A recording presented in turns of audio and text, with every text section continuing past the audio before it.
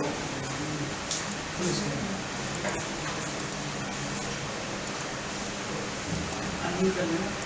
are now unmuted. Hello everyone, welcome to Plutus IAS. So today we are going to do National Daily Analysis and UPSC topic analysis. Okay, so we are going to see the topics that we are going to understand today. Okay, on 31st of October 2020. So we will understand about Typhoon Molave. We will understand about depreciation of rupee. We will understand drip phase 2 and phase 3. Then we will learn about SCRB, Serve Power Scheme. Okay, and then we will understand the quarterly periodic labor force survey. So these are the 5 topics that we will analyze for the day. Okay, so let us go to the first topic first.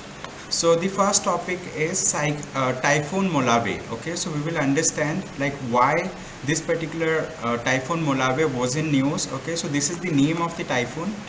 Okay, it is the name of the typhoon, and we will understand what is typhoon and how it is associated with cyclones. Okay, and what are the different regional names for cyclones. Okay, so we are going to understand this topic. So why it was in news? Because recently Vietnam has been hit by one of the biggest storms in 2 decades. Okay, name of the storm is Typhoon Molave. Okay, and Vietnam is prone to natural disasters in the rainy season between June and November, with central coastal province commonly impacted.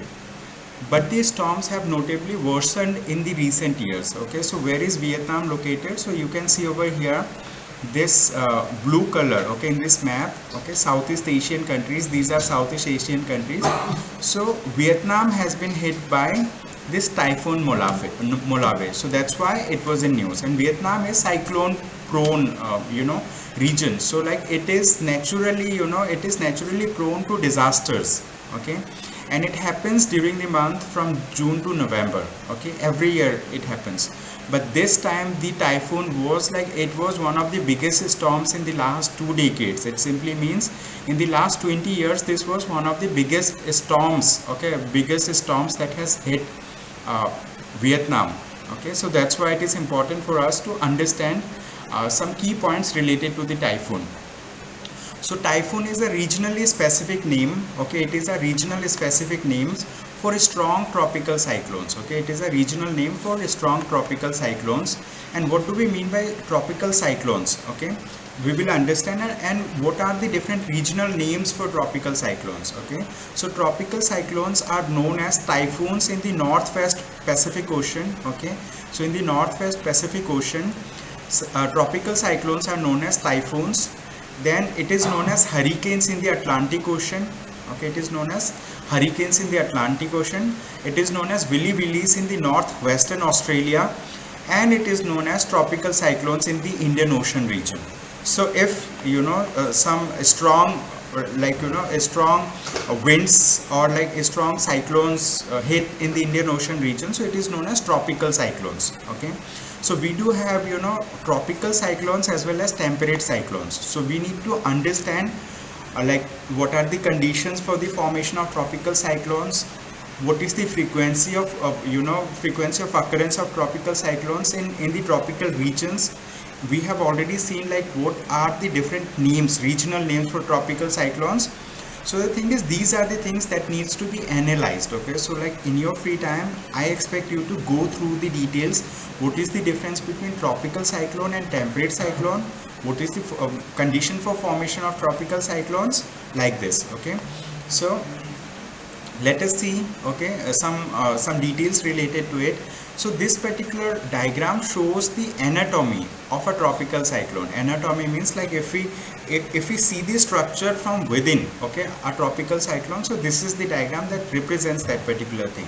So if we see a tropical cyclone using some satellite, okay, so the satellite image will be like this. Okay, so the thing is, here you can see that there is a pattern of rotating winds over here. Okay, so it seems like at the center of the wind there is low pressure. Okay, there is low pressure. What happens?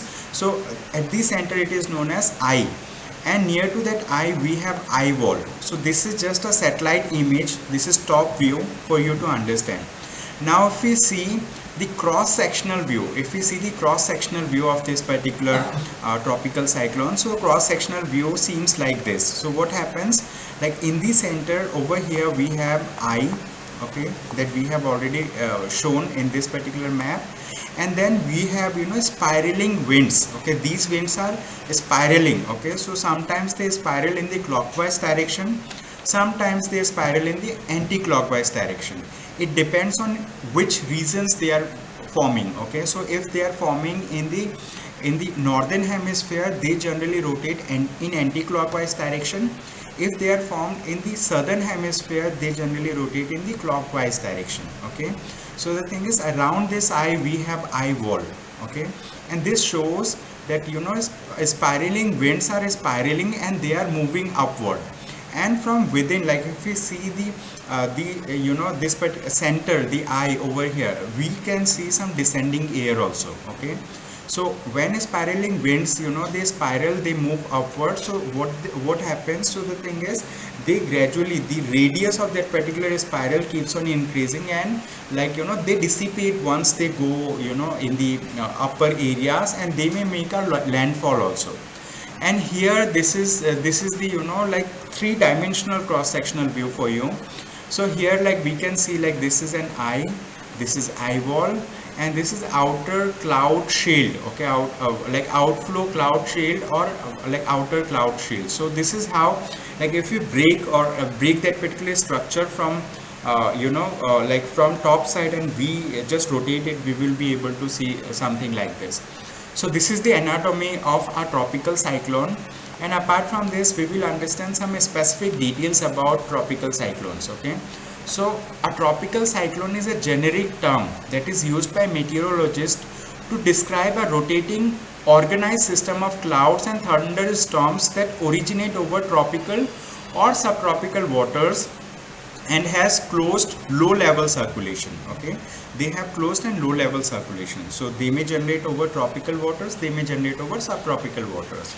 Okay, conditions of formations, like I had already discussed in my previous videos, like it needs around 27 centigrade temperature over there. There should be very minimum vertical wind speed. Okay, and at the same time, the thing is, you know, the region must be calm for like, you know, the region must be calm enough. It may be like in case of tropical cyclone, it should be, you know, formed in the tropical areas. It is formed over the, you know, over the sea surface. Okay, so tropical cyclones rotate counterclockwise. Counterclockwise means anti-clockwise in this direction. Okay, in the northern hemisphere, as you know that the earth can be, you know, divided into two major halves, the northern hemisphere and the southern hemisphere. Okay, so we have a, you know, like we have a circular thing which is known as equator. So this seems to be a line if you see from one side, but it is a circular line. Okay, that generally divides the earth into two halves. Okay, northern hemisphere and southern hemisphere. So if tropical cyclones are formed in the northern hemisphere, they rotate counterclockwise, they rotate anti-clockwise direction, and these are measured by Saffir-Simpson hurricane wind scale. Okay, so these are measured by Saffir-Simpson hurricane wind scale. And if we talk about how do we name, like how, like here we have seen a particular cyclone's name, so how that particular naming has happened. So there is an organization in that particular region. Okay, it is known as the Regional Specialized Meteorological Center, Tokyo. Okay, like it is also known as Typhoon Center, that assigns a tropical cyclone name in the from the 5 lists. Okay, so the thing is, name Molave over here has been contributed by Philippines. Okay, and it has recently hit Vietnam. So this name has been contributed by Philippines to this particular organization in this region. So if you talk about global practice, so globally, like, you know, there is an organization, International Meteorological Organization, that have divided different regions regionally. So they have assigned, you know, regional centers. Okay, this particular you know, like responsibility of naming the cyclones. Then the countries in the nearby area, what they generally do, they you know, nominate some of the names for similar cyclones that may hit in future. Okay, so this is the thing. So having understood the first topic, let us move to the next topic for the day. It is, we will understand about depreciation of rupee. Okay, depreciation means like when the value of rupee goes down in comparison with some international currency. In this case, we will compare Indian rupee with US dollar. Okay, we will compare Indian rupee with US dollar. Okay, so we will see what happened recently, that the value of rupee has gone down as compared to United States dollar. Okay, as you know that US dollar is a currency which is there in the global system. Apart from this, there are four other currencies that are that are recognized by the International Monetary Fund, okay, for its reserve. But the thing is, it is like one of the biggest currency that is that is recognized globally for trade purposes. So we will understand why this particular topic was in news, because recently the Indian rupee depreciated below 74 levels against the US dollar. It simply means that the value of $1 US was more than 74 Indian rupee. Okay, what happened? Like value of Indian rupee has gone down. It was earlier little above, but it has gone down. It has depreciated by 16 paise recently. Okay, so the previous value of Indian rupee was 73.87. Okay, like $1 was equivalent to 73.87, but now recently Indian rupee has depreciated by 16 paise more. Okay, why it happened? The main reason that is being assigned is on account of global risk aversion. Okay, the rupee has depreciated on account of global risk aversion. So we will understand what do we mean by risk aversion. Okay, what do we mean by risk aversion? So we are going to understand this topic. Okay, so under risk aversion, an investor prefers lower returns when with known risks rather than higher returns with unknown risk. What happens? What investors do, they invest their money in some businesses, in some economies. Okay, so the thing is, when they invest some amounts somewhere, so their main idea is to generate profit out of it.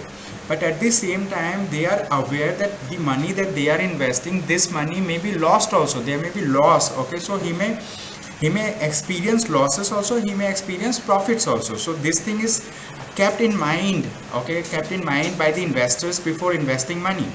So the thing is, risk aversion means, the thing is, the investors are willing to take lesser risk at this point of time. Although they did not stop the business of investing, there is still investing. But the thing is, there is investing in some economies or in some businesses where they may be getting lesser profit.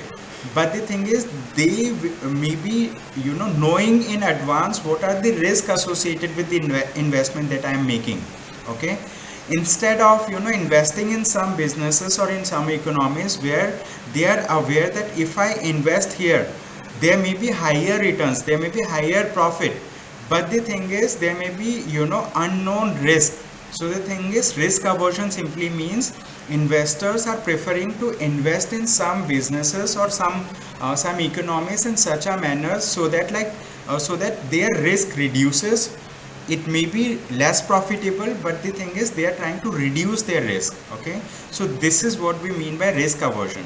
So on account of global risk aversion, the Indian rupee depreciated by 16 paise against US dollar recently. That's why it was in news. Okay, so having understood about risk aversion, so let us understand some more important details related to this. Okay, the US dollar is advancing not only against the rupee but also against major currencies due to surging of COVID-19 cases. Okay, so COVID-19 cases are increasing globally.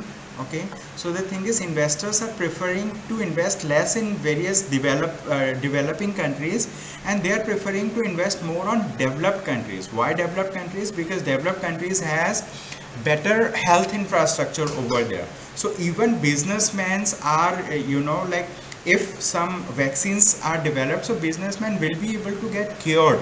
Okay, so the thing is, their money of the investor will be in safer hands if they are investing into developed economies. Okay, rather than investing in developing economies that are struggling even for minute improvement in their health standard. Okay, so that's why it is happening. Then the escalating COVID-19 cases in Europe has stoked fears across markets that fresh lockdowns would further hit the already fragile economic recovery. Okay, so in this respect we have already understood that what do we mean by depreciation of rupee. Depreciation of rupee simply means like in comparison to global currencies, okay, the value of rupee is going down. Okay, so when it happens in the floating exchange rate system. Okay, it happens in the floating exchange rate system where the market forces determine what will be the value of money at the next point. Okay, so the thing is, it is always dynamic. The value of currency keeps on appreciating or depreciating. It depends on the forces of the market. Okay, so what happens in a floating exchange rate system, market forces, okay, determine the value of currency. Market forces means based on the demand and supply of currency. Okay, then so we have understood what do we mean by depreciation of currency already. Okay, so let us see what do we mean by currency appreciation. So it is an increase in value of one currency in relation to another currency. Okay, it is an increase in value of one currency in relation to another currency. What has happened recently? Like Indian currency depreciated, it simply means like US dollar appreciated. Okay, if we compare both the things, when Indian currency like Indian INR depreciated, so US dollar appreciated. Okay, so when we see from US dollar perspective, so it appreciated. Okay, like that. So currency appreciation means like it is an increase in the value of one currency in relation to another currency. Then currencies appreciate against each other for a variety of reasons, including government policy, interest rates, trade balances, and business cycles. Okay, so these are the things. And currency appreciation discourages countries' export activity as its products and services become costlier to buy. Okay, so when currency appreciates, it simply means like your value of your money is increasing, but the thing is other people like who are from different other economies, they will find it difficult to purchase your things. Means like they have to pay more to purchase the same good from your economy. So currency appreciation discourages a country's export activity. What happens in case of currency depreciation? So let us talk about depreciation also, although we have already seen what do we mean by depreciation.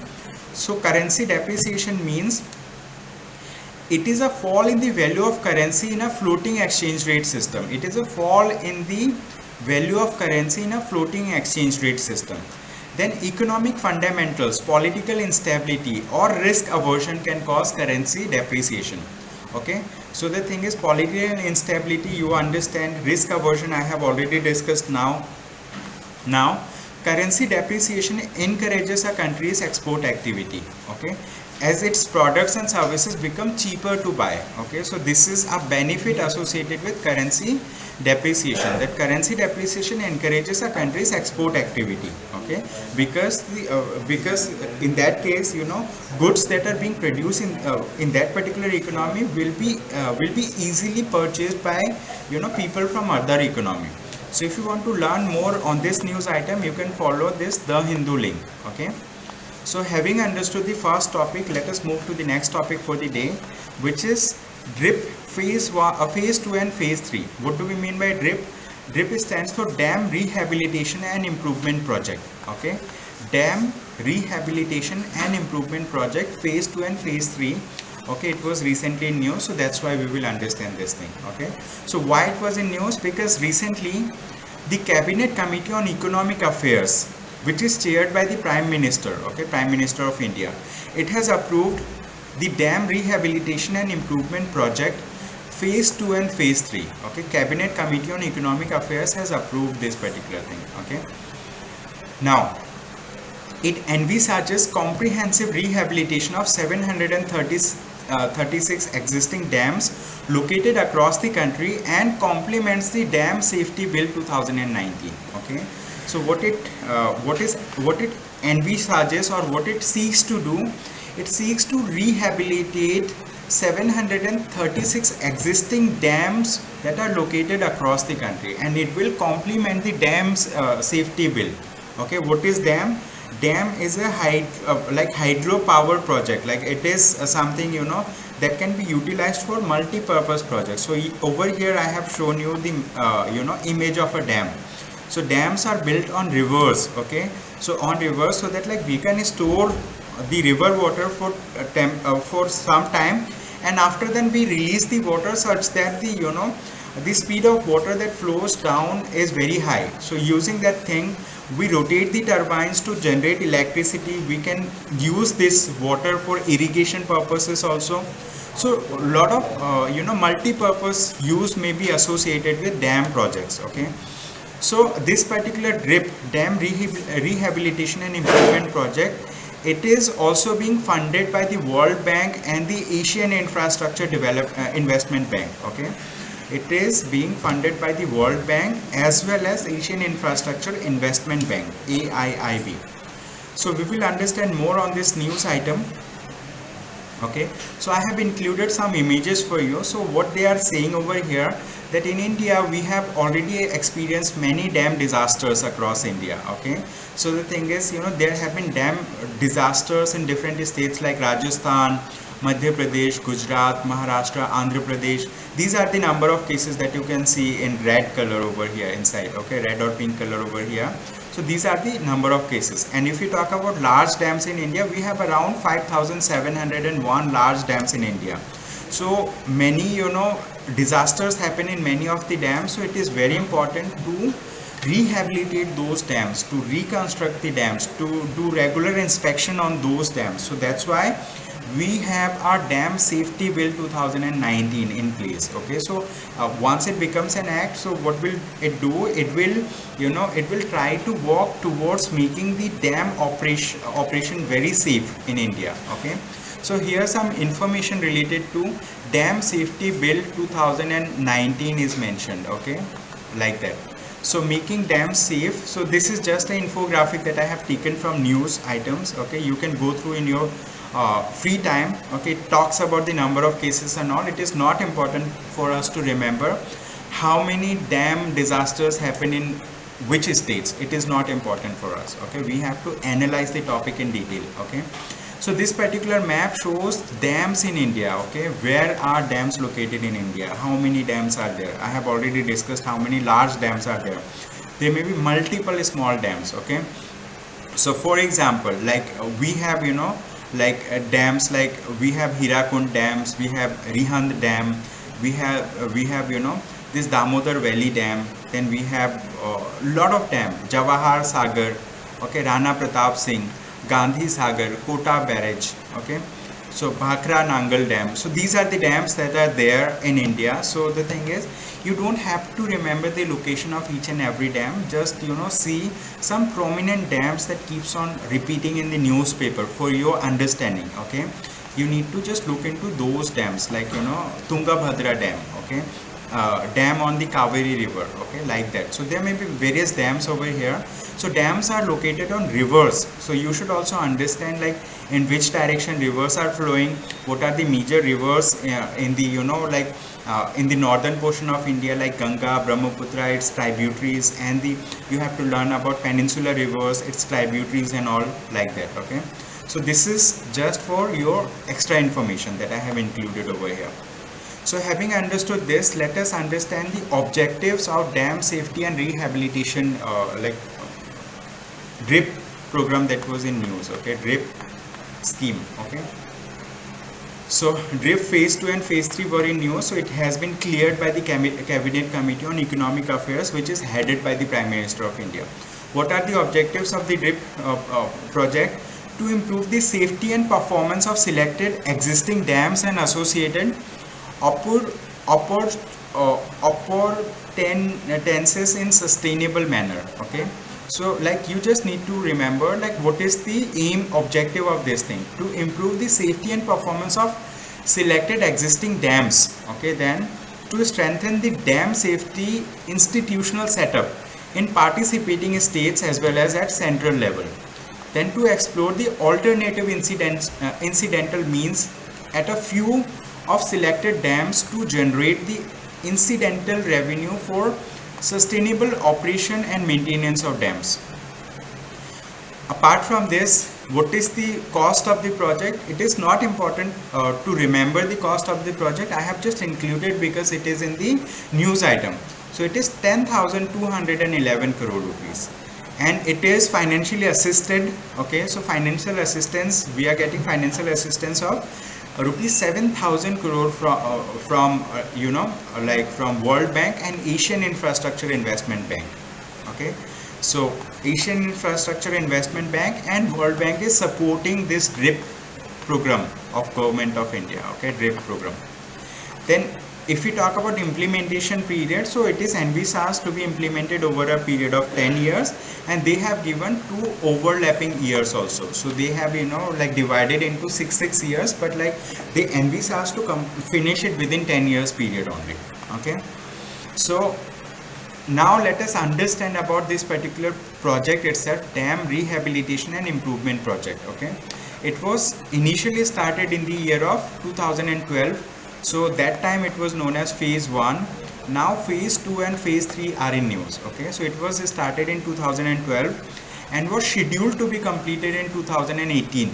Okay, so the thing is, in September 2018 the government has approved its revised cost estimates along with a 2-year time extension. So that time the government has extended it for 2 years to make it to 2020.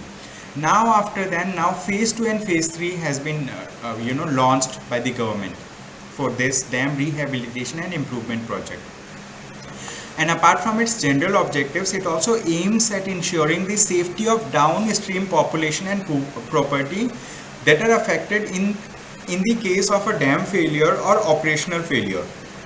It was initially taken up for repair and rehabilitation of dam projects across 7 states of India, namely Jharkhand, Karnataka, Kerala, Madhya Pradesh, Odisha, Tamil Nadu and Uttarakhand.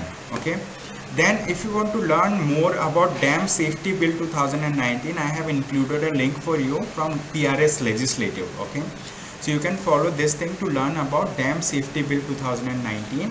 And if you want to learn about Dam Rehabilitation and Improvement Project more, you can follow this link. This is from the Press Information Bureau of the Government of India. Okay. So these 2 links are very important if you want to analyze this in more detail. Okay.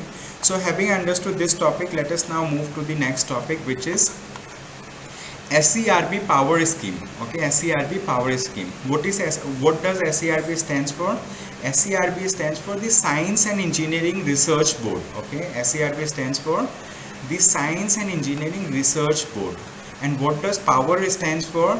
It means promoting opportunities for women in exploratory research. Okay, promoting opportunities for women in exploratory research scheme.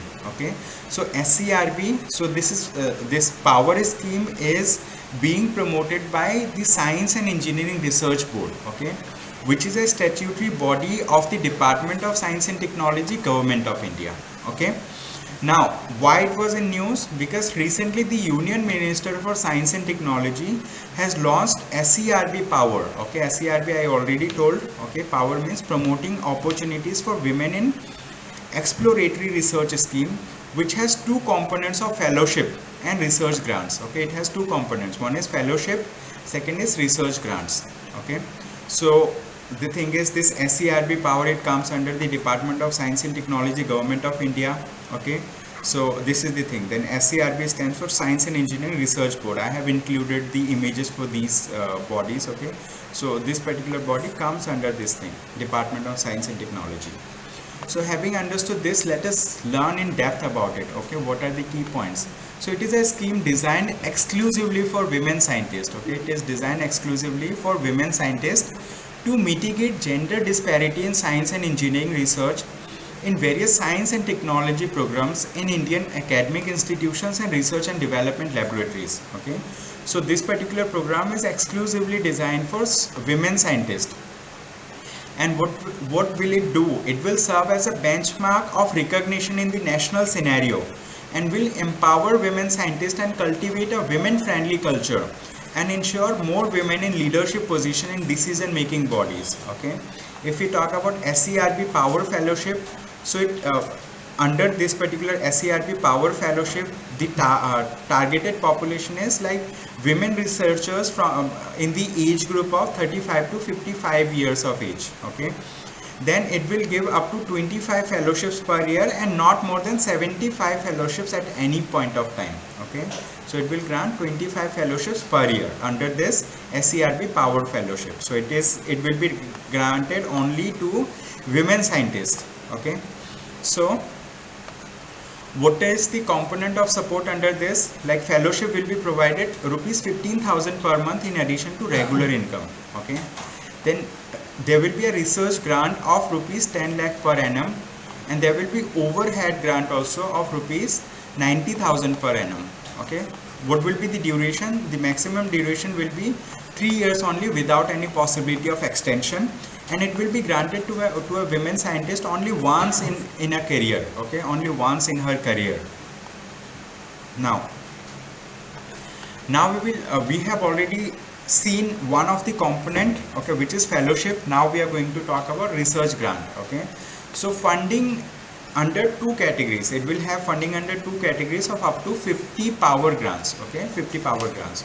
So it will be given at two levels, level 1 and level 2. Under level 1, they will provide up to 60 lakh for 3 years for applicants from IITs, IISERs, Indian Institute of Sciences, National Institute of Technologies, Central Universities, National Labs and Central Government Institutions.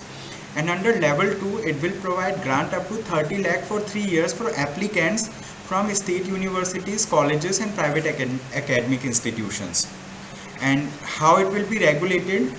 When we talk about regulation, the grants will be regulated through the terms of reference, okay, conforming to SERB core research grant guidelines. Okay, this is the thing. Now, so having understood that SERB power scheme, let us understand some related government schemes that are especially designated for women, okay, and girls. So we have Vigyan Jyoti scheme. It is launched by the Department of Science and Technology. It aims to create a level playing field for meritorious girls in high school to pursue science, technology, engineering and mathematics. In short, it is known as STEM, okay? Science, technology, engineering and mathematics in their higher education. Then, so first scheme, like one scheme we have seen SERB power. Okay, we have seen SERB power.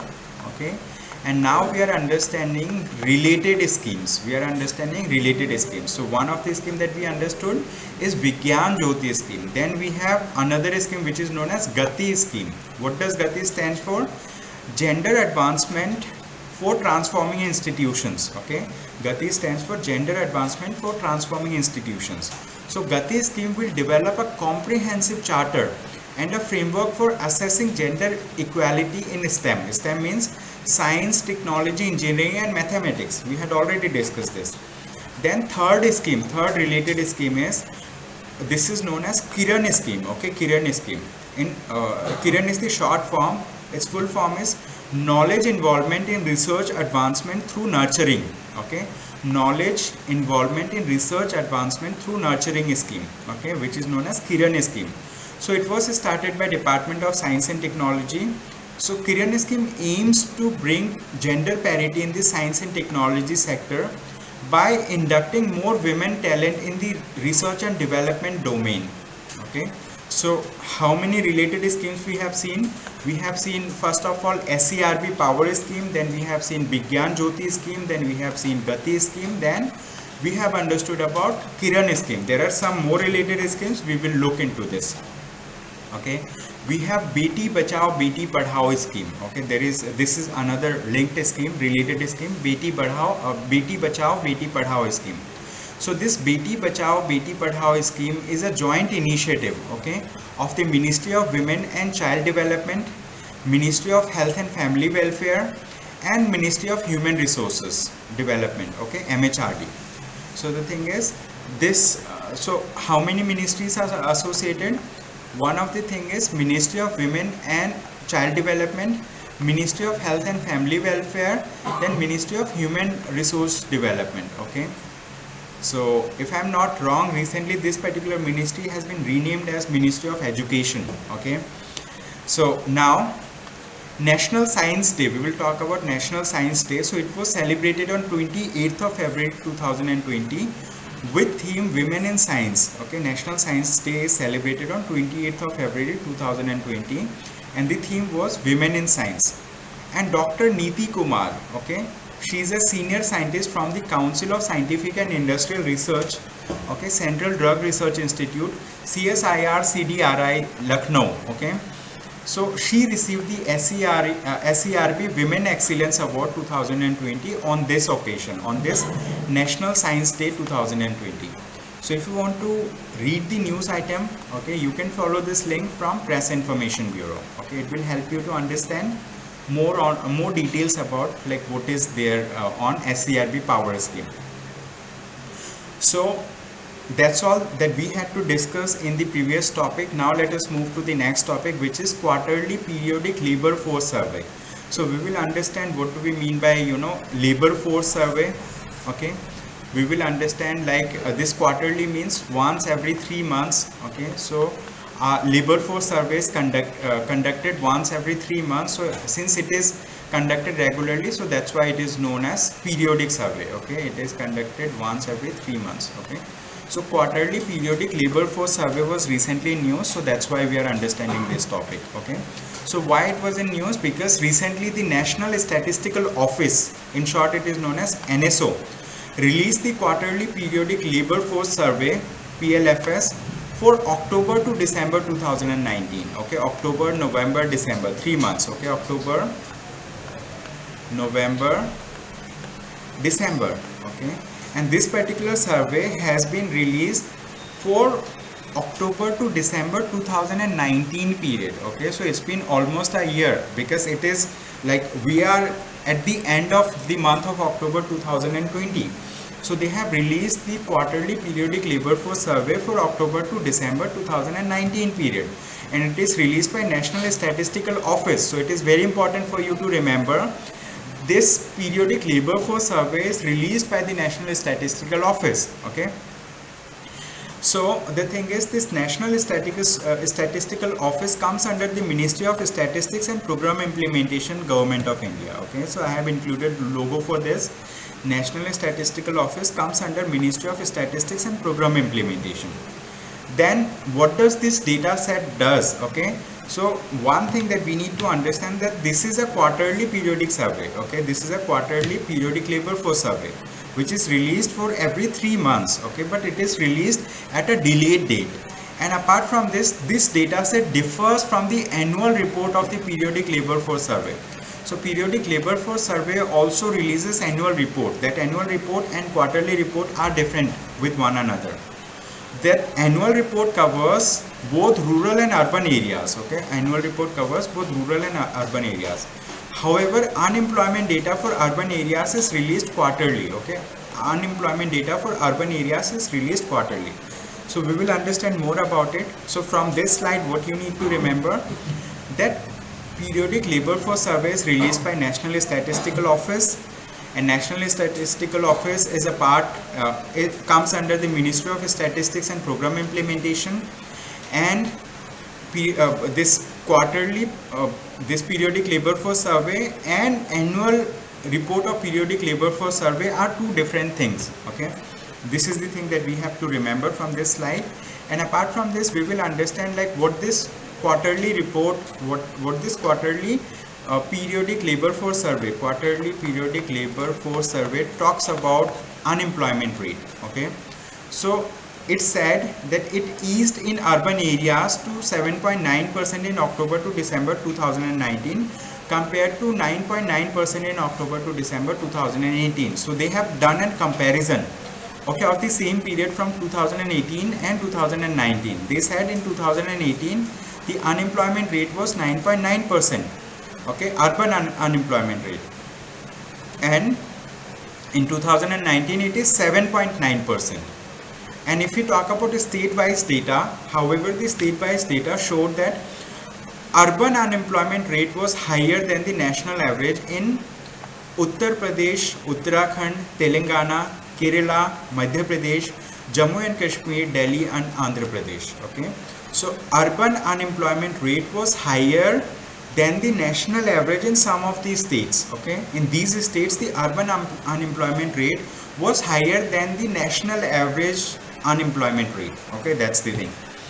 Then if we talk about female unemployment rate, it decreased to 9.8% in October to December 2019 compared to October to December 2018. So in the recent period it is 9.8%, earlier it was 12.3%. Okay, so we are just seeing the trend. It is not important for you to remember like how much decrease was there, how much increase was there. So after the discussion you will be in a position to analyze similar news items easily. Okay, so they simply say that female unemployment rate decreased in the current period as compared to previous period. Okay, previously it was 12.3%, now it is 9.8%. Then if you talk about male unemployment rate, it has moderated. Moderated means it has reduced little bit. Okay, not too much. Okay, so it has moderated. In the recent period it is 7.3%, earlier it was 9.2%. Okay, it has reduced little bit, not too much. Okay, so male unemployment rate also decreased little bit. Okay, female unemployment rate also decreased compared to 2018 period. Okay, and apart from this, if we talk about labor force participation rate, okay, labor force participation rate, it has increased. Okay, it rose to 37.2% in October to December 2019 from 36.3%, like that. Okay, so labor force participation rate, it simply means like people like who are in the labor force, they're actually involved in some employment activities. They are doing actually some economic activities so that they can generate some salary or revenue for them. Okay, then if we talk about periodic labor force survey, what is periodic labor force survey that we are talking about? Okay, so periodic labor force survey is India's first computer based survey launched by the National Statistical Office in 2017. Okay, so periodic labor force survey is India's first computer based survey, okay, launched by the National Statistical Office, okay, in 2017. It has been constituted based on the recommendation of a committee which is headed by Amitabh Kundu. Okay, so Amitabh Kundu has recommended that we should have some periodic labor force survey that will be computer based. Okay, it should be taken by some national office. So that now national office is National Statistical Office, NSO. Okay,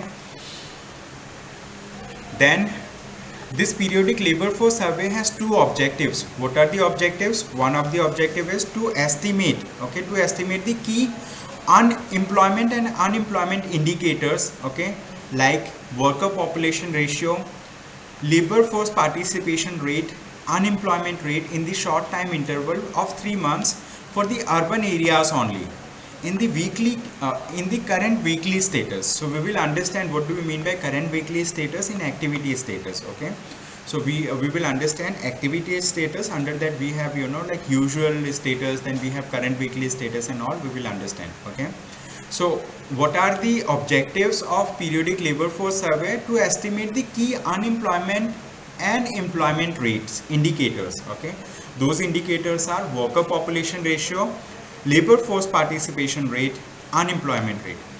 To estimate employment and unemployment indicators in both usual status and current weekly status. CWS means current weekly status in both rural and urban areas annually. Annually means once every year.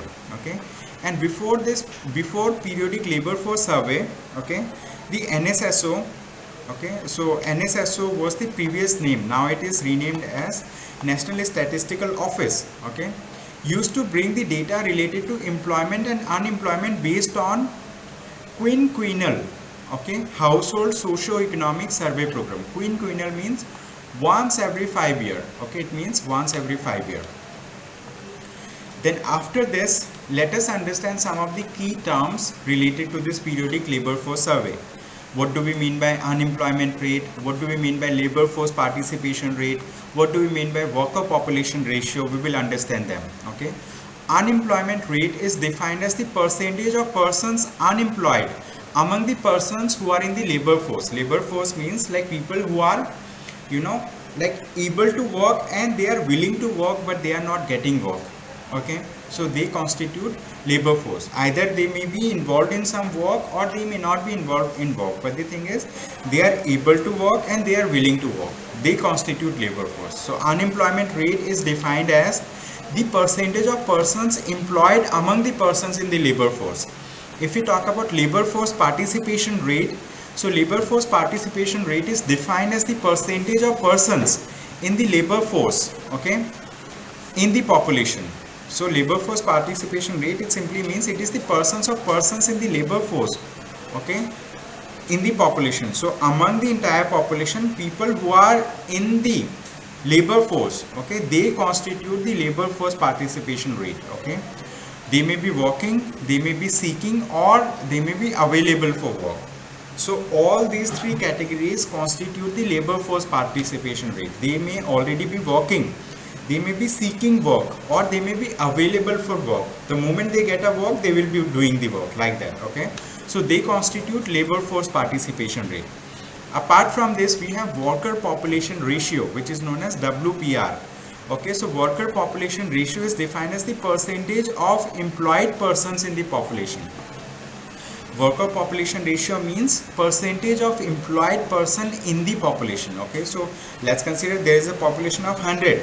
Out of those 140 people are employed, so they will constitute worker population ratio. 40 upon 100 will be worker population ratio. It will be 40% simply. Okay, so now let us talk about activity status. What do we mean by activity status? So activity status of a person is determined on the basis of activities pursued by the person during a specified time period. Okay, so activity status of a person is determined on the basis of activities pursued by the person during the specified reference period.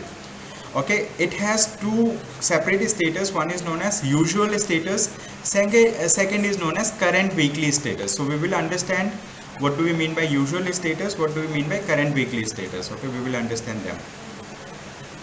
So usual status means the activity status determined on the basis of a reference period of the last 365 days preceding the date of survey. So let's consider today I am conducting a survey. So I will ask those people on whom the survey is being conducted, on that sample population, that like in the last 365 days, for how many days you were employed or you were actively working.